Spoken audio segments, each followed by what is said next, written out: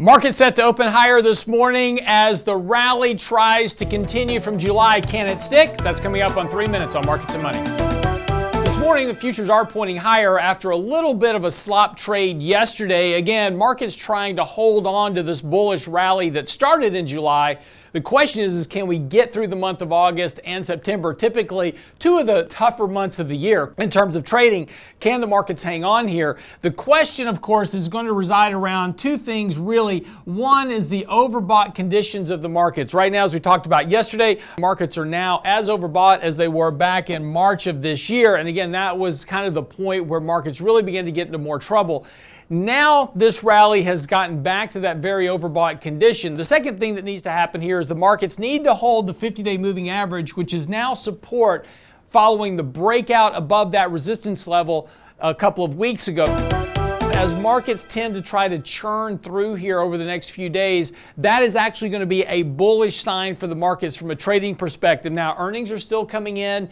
Those are tending to be a mixed bag, really, of sorts. CVS reporting earnings today, which were exceptionally good. AMD reporting good earnings last night, but weak guidance going forward. So again, depending on the industry and the company, earnings are kind of all over the place, but earnings estimates are coming down here. That will start to weigh on price appreciation as valuations are adjusted according to what future earnings expectations are going to be. So again, the markets need to kind of consolidate here, and of course a pullback to the 50-day moving average that holds would set the market up for a stronger rally over the next few months. Now again, whether or not that happens is still anyone's guess. Of course, a break back below the 50-day moving average due to more aggressive Fed policy, weaker economic growth, higher rates of inflation. There's just a litany of things out there that could roil markets in the short term, would put markets back towards previous lows, potentially even setting new lows, and a continuation